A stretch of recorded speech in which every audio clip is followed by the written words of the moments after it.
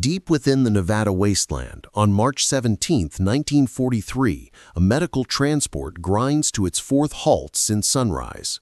Inside Carriage 47, 2,000 casualties from the North African front await a meal destined to fail them. The portable canteens at every depot are completely swamped. Survivors of the Kasserine Pass are now enduring 18 hours between rations. Major William Thompson patrols the corridor, tallying the hungry men. The numbers were merciless. Throughout the American rail system, the military transports 43,000 troops every day on medical and combat trains. Protocols dictate these convoys pause every 6 hours for 30-minute feeding breaks at specific station mess halls. But those facilities are crumbling under the crushing volume. The typical delay has exploded to 2 hours. Locomotives are reaching deployment harbors 6 to 8 hours off schedule. In just the last month, 3 separate transport vessels missed their convoy launch windows because their troop trains arrived too late for boarding.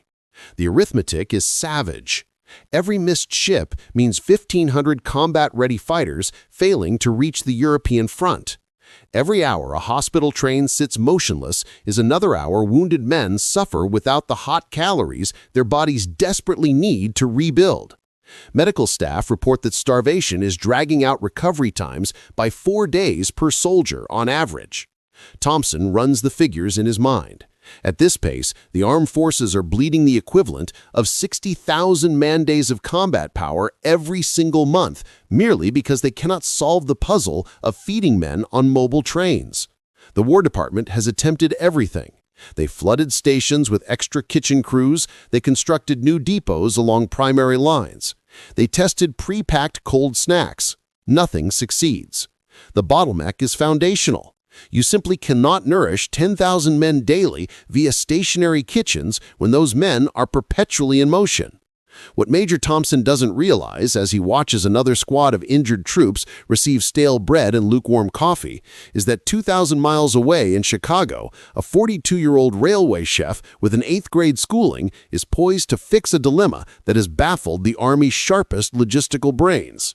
His name is James Harvey Reed, and he is preparing to shatter every rule in the military handbook.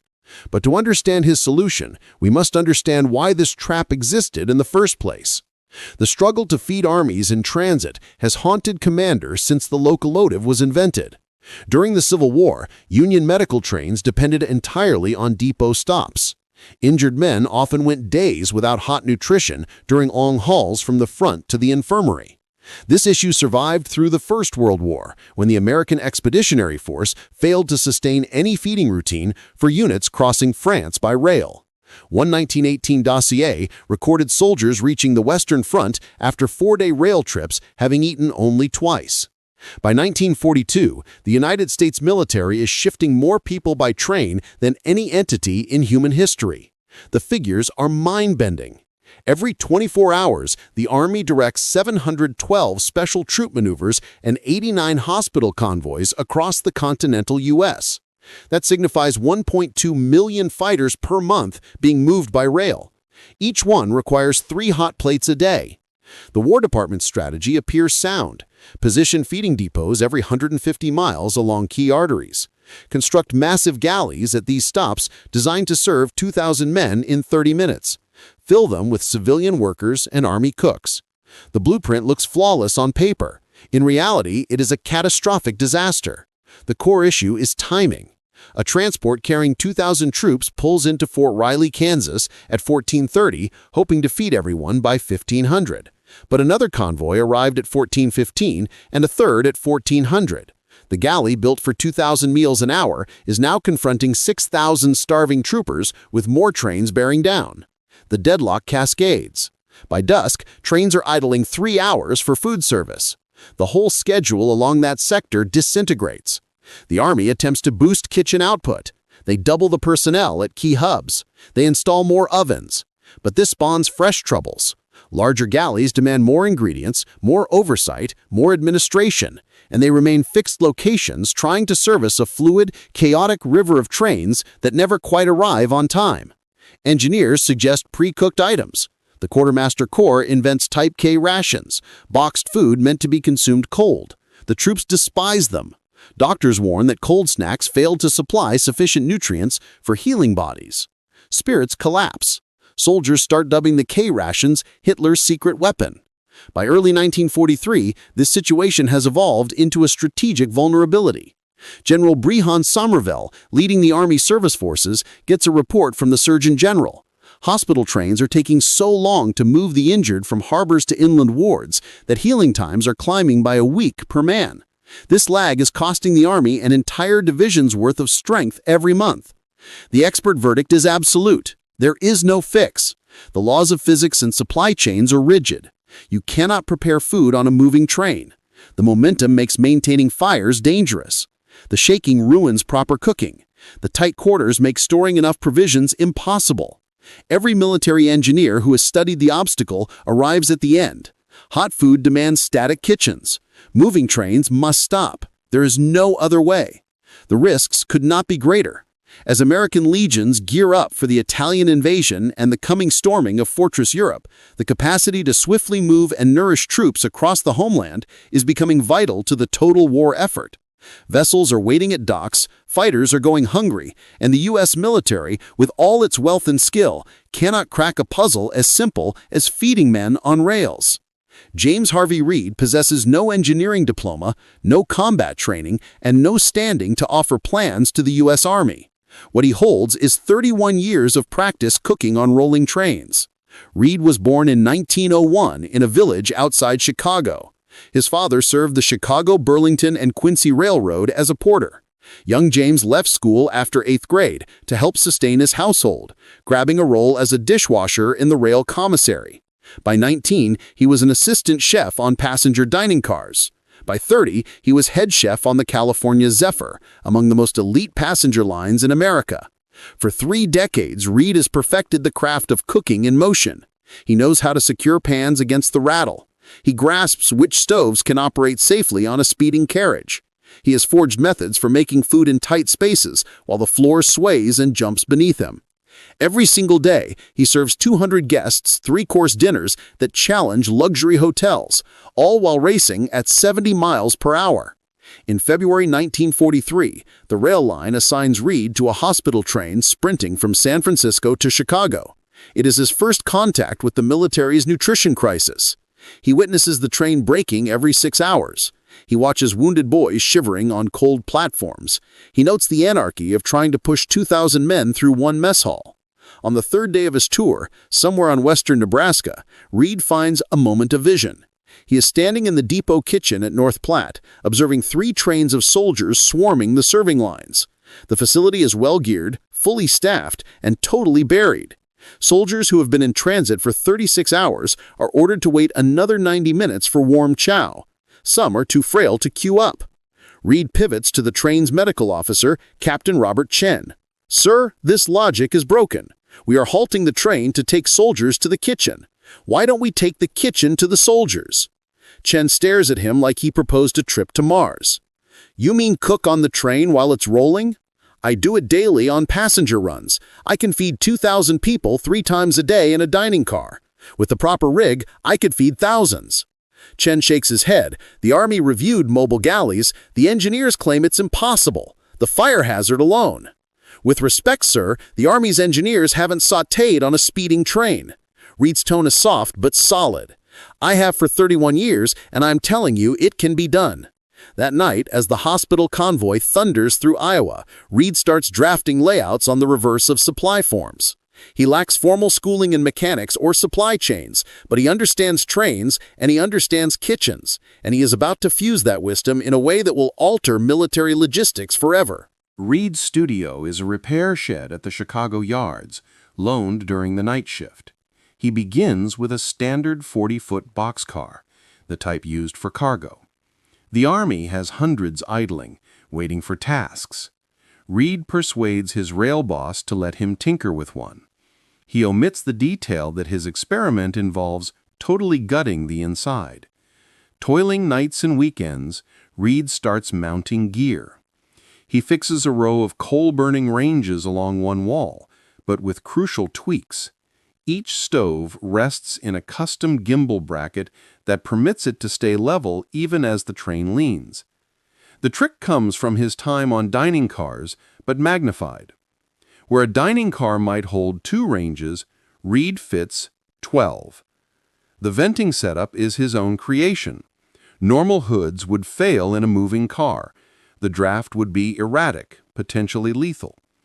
Reed invents a set of baffled flues that utilize the train's forward speed to generate negative pressure, sucking smoke and heat out of the carriage, regardless of the wind.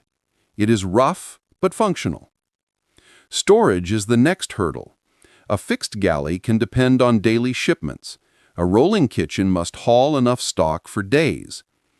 Reed constructs a web of locked shelves that can secure 2,000 pounds of provisions without sliding during transit. He adds a water cistern with its own heating loop, gravity-fed to the prep stations. He rigs a cooling unit driven by the train's electric grid. By April 1943, Reed has invested 3 months and $200 of his own cash constructing his prototype. The car is unsightly, tight, and breaks at least 17 Army codes concerning fire safety on rails. But on April 23rd, Reed runs his maiden test. He packs the car with goods and has it hitched to a freight line, making a standard run from Chicago to Kansas City. Reed and 2 assistant chefs from the commissary ride inside. As the train hits velocity, Reed lights the burners. The shaking is severe. The heat rises fast in the small box, but the ranges stay steady. The vents work. Within 30 minutes, Reed and his crew are cooking a full breakfast: scrambled eggs, bacon, rolls, coffee. They plate 200 portions, boxing them for drop-off at the Kansas City depot. When the train pulls in, Reed hands the meals to the station chief. The food is warm, correctly cooked, and identical to depot-made rations. The station chief samples a dish and gapes at Reed in shock. "You cooked this on the train while it was moving?" "Yes, sir, at an average pace of 52 miles per hour. The chief halts, hunting for phrases. "That's impossible. The Army says it can't be done. The fire threat, the structural stress?" Reed grins. "Sir, the Army never hired a railroad cook before." Getting the military to even glance at Reed's galley requires 4 months of administrative combat. Reed's boss at the railroad, Thomas Mitchell, is the first convert. Mitchell has seen Reed cook on passenger lines for years. He trusts the man's skills. In May 1943, Mitchell writes straight to the Quartermaster General's office, detailing Reed's model and asking for a formal review. The note is snubbed. Mitchell tries again, this time mailing photos of the kitchen car and proof of the Kansas City trial. He gets a form letter reply thanking him for his interest in supply logistics and stating the Army has already investigated mobile kitchen ideas and found them unworkable. What Mitchell doesn't realize is that his mails are being buried by junior clerks who never show them to anyone with command power. The Army's Transportation Corps has sunk heavily into the fixed station system. Confessing that a rail cook solved a riddle their engineers called impossible would be professionally humiliating for scores of officers. The breakthrough arrives from a surprising origin. In June 1943, Colonel Lewis Beebe, Deputy Chief of Transportation for the Western Defense Command, is touring rail yards in Chicago. Beebe is a renegade, an ex-railroad executive who joined the Army explicitly to repair its transit woes. He has a fame for skipping protocol and hearing wild concepts. During his Chicago tour, a yardmaster mentions Reed's galley in passing, painting it as a funny local oddity. Beebe's curiosity is instantly sparked. He orders to see the car. Within an hour, he is standing in Reed's prototype, hearing the cook detail his layout. Beebe asks one query: "Can you feed 2,000 soldiers in 6 hours while the train is moving at top speed?" Reed does not blink. "Sir, give me 4 of these cars, and I can feed 2,000 soldiers 3 hot meals a day without stopping the train once." 2 weeks later, Beebe sets up a formal show. He summons officers from the Quartermaster Corps, the Transportation Corps, and the Surgeon General. On June 29, 1943, Reed's galley is hooked to a troop convoy hauling 1,000 men on a standard shift from Fort Sheridan to Fort Leonard Wood. As the train leaves Chicago, Reed and his squad start cooking lunch. The guest officers squeeze into the kitchen car, watching with doubt. The train climbs to 60 miles per hour. The car leans and shudders. The stoves stay flat. Within 90 minutes, Reed's and his crew have made 1,000 hot plates. Beef stew, mashed potatoes, green beans, rolls, and coffee. They plate 200 portions, boxing them for drop-off at the Kansas City depot. As the troops cycle through in batches of 50, grabbing their chow and returning to their benches, the whole process takes 3 hours. The train never halts. The officers sample the food. It is hot, rightly spiced, and nutritionally whole. The troops are thrilled, many remarking it is the finest meal they have had since departing home. Then the protests start. A quartermaster major rises, his face flushed. This is a blatant breach of Army Regulation 32-2025 regarding fire safety on troop convoys. The stoves pose an intolerable hazard. The stoves are safer than having 2,000 soldiers freezing on platforms in the middle of nowhere, Beebe cuts in. An engineer from the Transportation Corps jumps in. Colonel, we have sunk vast funds in the station kitchen network. This device undercuts that whole framework. That framework is collapsing, Beebe says coldly. We are bleeding combat power because we cannot feed troops well. This man has fixed the issue. The car erupts.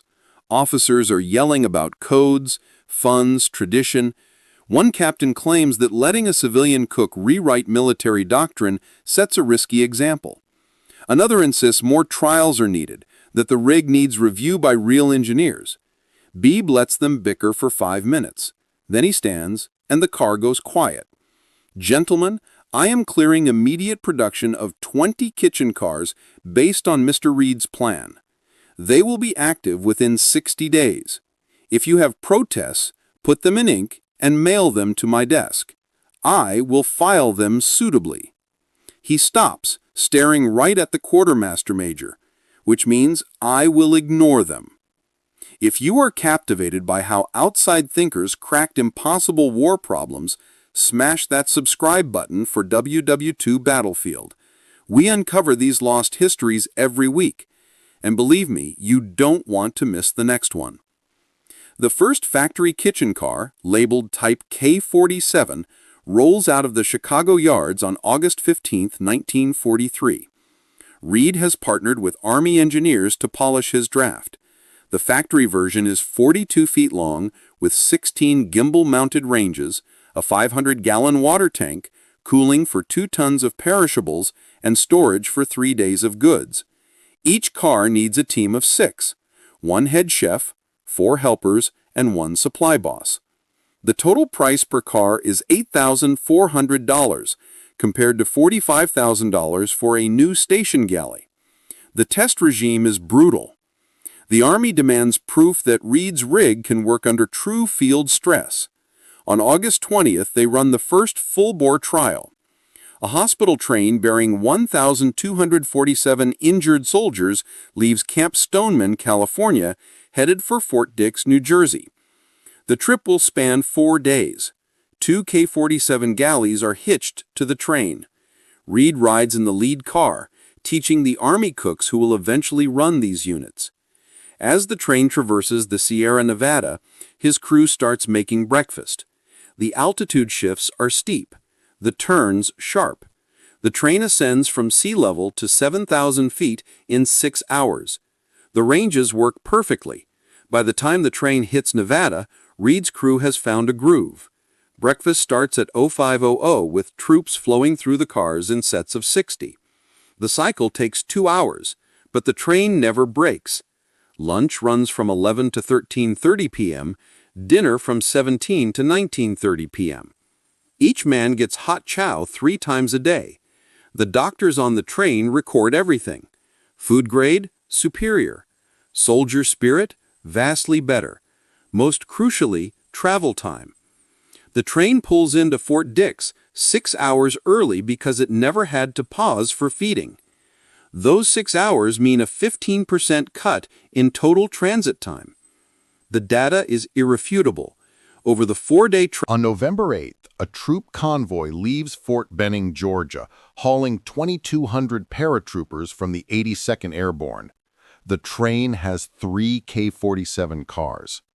The men are slated to board the transport vessel USS West Point in New York Harbor in exactly 48 hours. Under the old plan, with station stops, the trip would take 52 hours, meaning they would miss their boat. Private First Class Michael Romano, a jumper from Brooklyn, writes in his journal, "We're eating hot food on a moving train. Real meat. The guys can't believe it. Nobody has to stand in the frost waiting at some depot. We just walk to the galley, get our grub, and return to our seats. It is like being in a diner doing 70. The train hits New York with 4 hours to spare. All 2,200 soldiers board the West Point on time.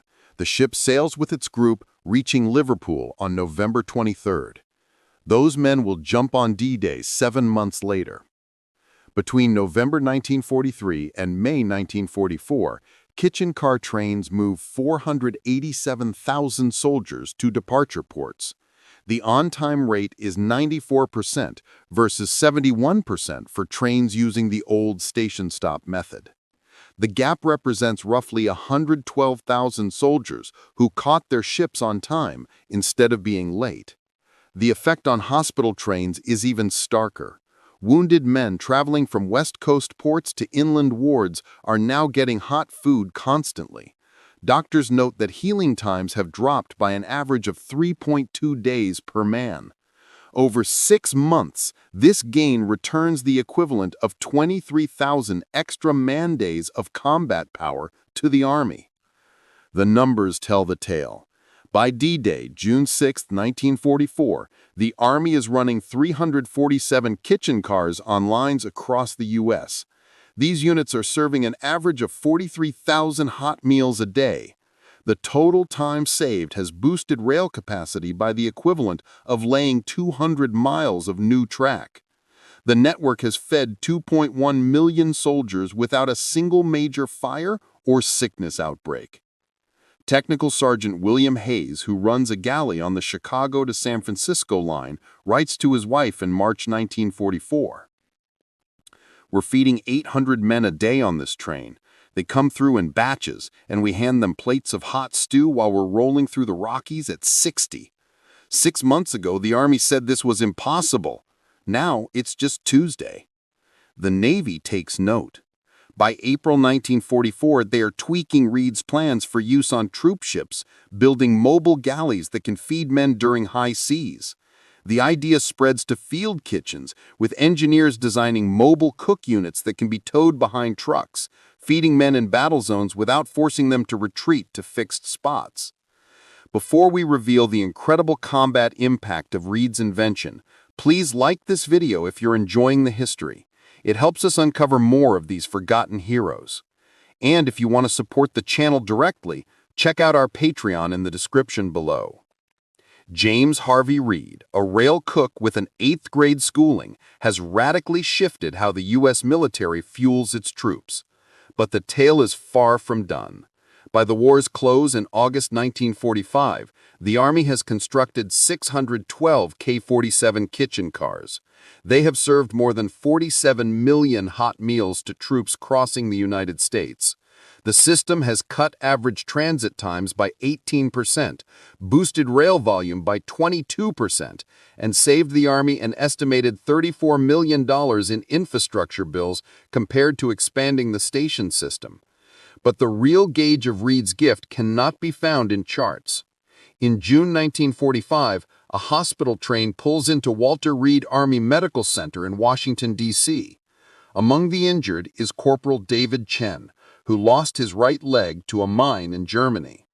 As Chen is being moved to the ward, he asks to see the kitchen crew. When they come to a stretcher, Chen hands them a note. "I want you to give this to whoever designed these cars. I spent 3 weeks on hospital trains getting home. Every day, 3 hot meals, real food. It gave me something to hope for, something normal in the midst of all the hurt. I don't know who built these cars, but they helped me survive. The note eventually finds Reed in Chicago. He keeps it in his desk and never shows it to anyone. The Army tries to decorate Reed with the Medal of Freedom, the top civilian honor. He refuses, stating he was just doing his duty. They offer him a permanent role as a civilian logistics expert with a huge raise. He refuses again, returning to his post as a cook on the California Zephyr. In 1947, a writer from the Chicago Tribune finds Reed for a piece on his wartime work. Reed agrees to speak, but refuses to be photographed. The story runs on page 17 and is mostly ignored. The kitchen cars themselves stay in use long after the fighting. During the Korean War, they feed troops heading to West Coast ports. During the Cold War, they are used on trains shifting staff between bases. The last K-47 is retired in 1974, having served for 31 years. Today, the concept Reed launched is standard dogma. Modern military logistics leans heavily on mobile feeding gear. Field kitchens can be dropped anywhere on Earth within hours. The U.S. Army's containerized kitchen rig, debuted in 2001, can feed 800 soldiers a day while being towed behind a truck. It is a direct heir of Reed's rolling galley. James Harvey Reed passed away in 1978 at age 77. His notice in the Chicago Tribune noted that he had been a rail cook for 47 years. It did not mention the kitchen cars. It did not mention that his mind had fed millions of soldiers and helped win World War II. But in a warehouse at Fort Lee, Virginia, the Army's Logistics Museum keeps one of the original K-47 cars. A small plate reads, "Designed by James Harvey Reed, Railroad Cook, 1943. Sometimes the most vital answers belong to those who simply do the work." Reed would have appreciated that.